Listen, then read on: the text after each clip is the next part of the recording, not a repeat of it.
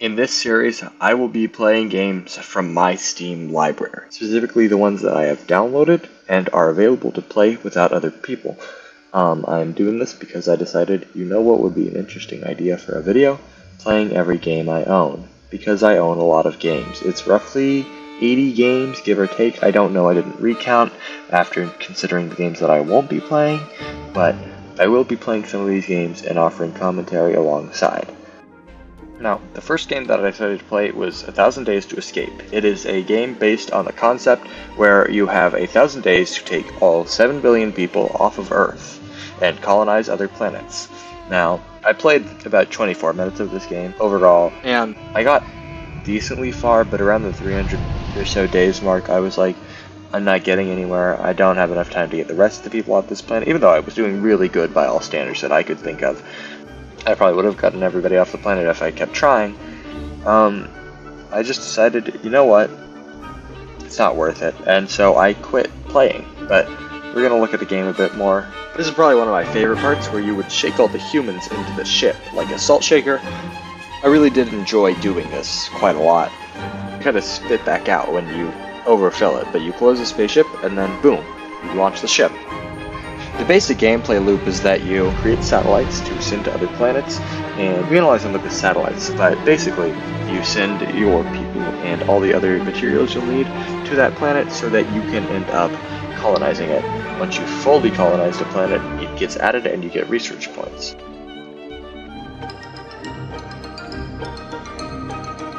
There are other points in the game where you have to fight aliens, and it's kind of random, I think, because like you send a group of military and you can either win or lose, regardless of the actual population of the planet you're invading. But it is an interesting game, all things considered. I saw it played on YouTube forever ago, which is the only reason I own it, and that's the case for many of these games, and many of these games I do love, but it is not always the case that I play them a lot, which is why I thought it would be a good idea to go through and play them. But there's only going to be a few specific games in this video, because retention doesn't do so well if you have a super long video. So, we are going to look at the end of 1,000 Days to Escape. And boom, now we're in Balatro. Everybody's favorite poker-based roguelite, I think? Roguelike? Well, it's kind of a roguelite because you do take cards with you as you progress, and it doesn't fully restart you each time, which does, I believe, classify it as a roguelite instead of a roguelike. Not that I'm ever really that big of a fan of roguelikes or roguelites. I do enjoy a sense of progress in your games where resets aren't such a big thing. You know, I've always thought that resetting all of your progress makes the game less worthwhile. And sometimes I do reset my progress, but that's reserved for more interesting games where I think it's worthwhile to reset, right? To experience everything again as a valuable thing.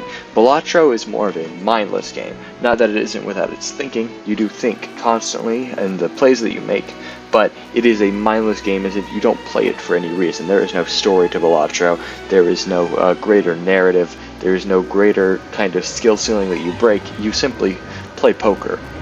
And I think it's fun. I think it's a great game, and people call it addictive. It is, in many ways, an addictive game, and I think you see that through the gameplay of it when people are getting really big numbers, because big numbers make everyone happy.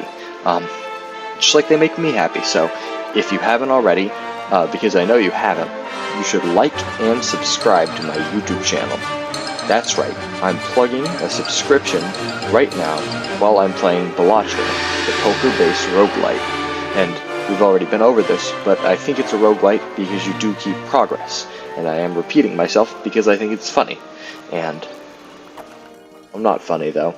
Nevertheless, epic Balatro gameplay, I just got a tarot card, and now I'm playing more poker. Never mind, the round is over already. But that's the thing about Balatro. You spend so much time strategizing, you never realize that the round was over on the first hand. It's always very fun, but it's also somewhat annoying, because you think of strategies in your head, and you realize that you didn't need to. And sometimes, you think that it's going to work out better than it does, and that's when you know that you're going to lose very soon unless you up your game. Now, me personally, I didn't up my game enough. That's the problem. It's always the problem, because I always think I'm one step ahead, while I'm actually maybe about 10 steps behind. That is how it feels sometimes. You always think, man, I'm doing great, I have a great setup here. And I think I did have a great setup. I think that I made a mistake because I was overconfident and strategizing too much. I was too far ahead, actually. I'm too much of an absolute genius to know what to do with myself. And that is my downfall. You can see about here, when I buy that splash card, that ruins my setup. I thought it would help with the face card, but it didn't. And moreover, I got rid of my extra hands, which was really what was helping me for the most recent rounds. And to compound on that, I wasn't actually getting dealt that many face cards in this deck. I started with 0 discards anyway, so I was already at a massive disadvantage, and I should have paid attention to my surroundings, but you'll see, right here, I lost. The end of Balatro brings rise to a new game.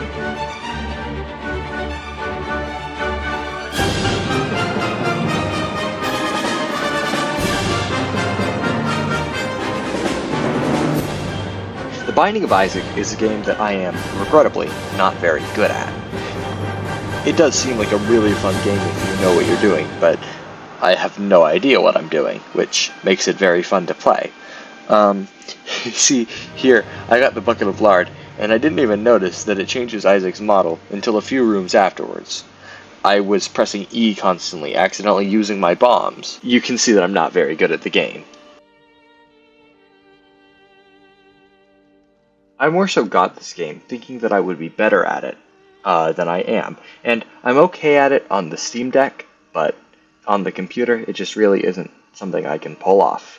And that's sad to me because this is supposed to be a really good game. Here, I thought I was going to die because I never beat the bosses, and it takes a second, you know? It takes a second to be the boss. All things considered, I did have a really fun time playing The Binding of Isaac Rebirth. It is a good game to play, it is a fun game to play. It's just not my type of game. And I think you'll see this a lot, is that I do have a lot of games that I just don't play because they're not my type of game. I'm sure if I was more of a fan of environments filled with poop and stuff, I would love this game. Not to say that I suppose I'm not, because I do enjoy Fallout, which you will see briefly in a couple videos. Here was another room where I was fairly certain that I would die, but you can see that I think I took a few hits, but I ended up being fine. For the most part, that was my process playing this game, was, oh crap, I'm gonna die, oh crap, I'm gonna die, I'm not good enough at this, to, oh, I guess I survived. Guess I have to play for a bit longer. These guys, they were interesting because I was like, ew, you explode into flies, and then I tell this guy, don't cry, and then I was like, ew, you also explode into flies. It was fun. It's difficult giving commentary when everything's moving at 2 times speed, but I just want to make sure that this video all fits together, you know? It's difficult to do that when you have a very short time frame.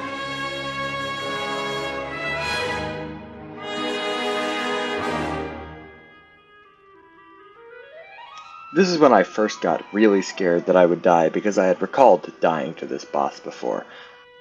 I think my first playthrough, and maybe my only playthrough, I know that I haven't played this game much, but I died here to this guy.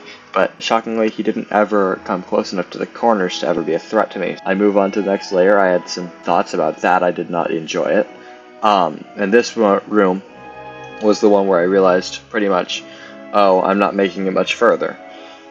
And I don't make it that much further. You see me take a bunch of hits here, and then you see me in this room, and there's nothing going on. There's a blue heart. I get the blue heart. That makes me overconfident, right? Because having extra health always makes you overconfident. I barely fight those guys off, and it was this room, I believe, that caused the most difficulty, where this constant kind of spew of bullets made it difficult for me to concentrate, and I'm leaving with 1.5 hearts, which I don't realize that this isn't doing anything, so I leave this room, and then here's where I die.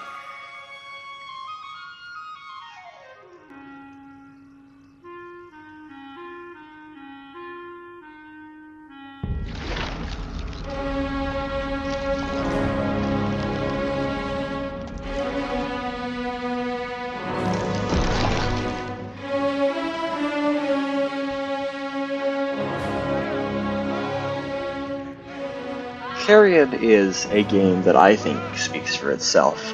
It is a very simple game, and aside from sometimes getting lost trying to navigate from one building to another, it is fun to play. I think that what ended up happening here was I realized I couldn't play this forever, and I got bored. It was no fault of my own, I just didn't want to subject people to watching this forever. So I think for this, we're going to pretend that I die when I get to the first enemy that can shoot me. Maybe the second. I do enjoy this game a lot. It is one of the few games I've had the pleasure of 100%ing, and I think it is really a great game. If only it was a little bit longer, or more open, but I know that you can't have everything in this world. There you see me kind of going through and eating people. It's all very fun, all very normal. I leave some of these people alive when I can, because I don't need to eat all of them, you know? That would just be rude and wasteful. So, I go around, you know, I do what I need to do. I go hunt out this person.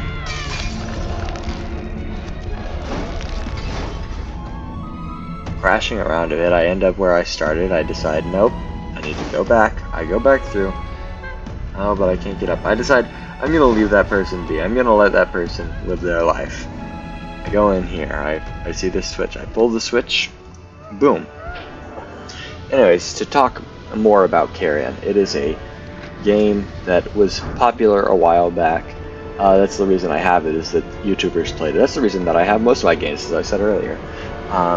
But, you know, Markiplier played it. A few other people who are probably less relevant and would probably also not need a shout out played it. But, yeah, pretty popular game. You know it. You love it.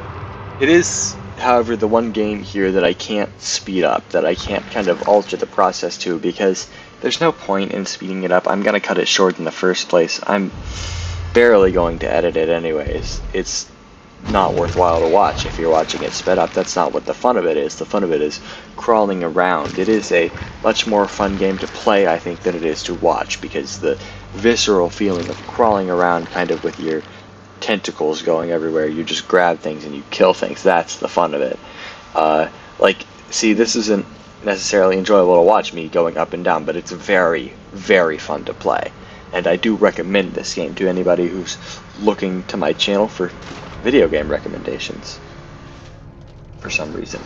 I think that I will have better recommendations later on when we get to games like Neo Scavenger or Astronauts by Blue Bottle Games, which I do think are some of the best games on this list, aside from the Fallout games and RimWorld and Project Zomboid and Terraria, and well, you'll have to wait for me to get to those games for me to explain why I love them so much, but just know that I do love those games quite a good bit.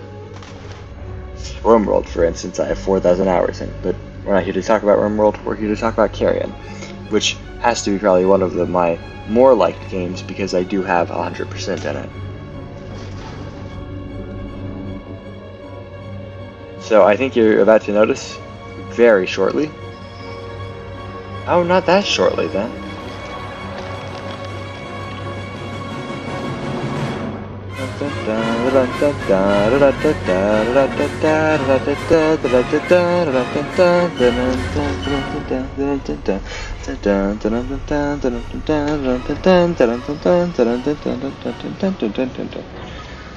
Anyways, that's enough with the singing, you know?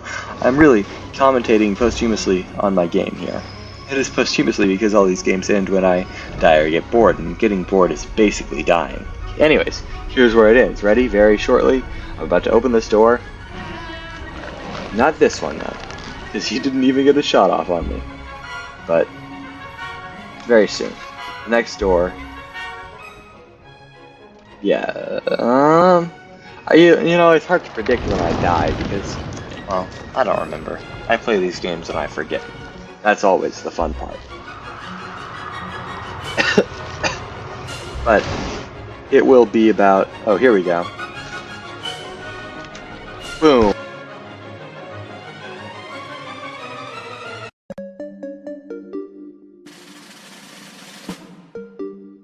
Thank you for watching this video all the way through until the ending.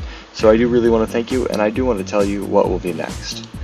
First up, we're looking at Cooking Simulator, then Cult of the Lamb, then Dead Cells, then Don't Starve. If we go past 4 videos tomorrow, the next 4 are Dwarf Fortress, Ellen, In a Dream Barbecue, and Euro Truck Simulator 2. Stay tuned.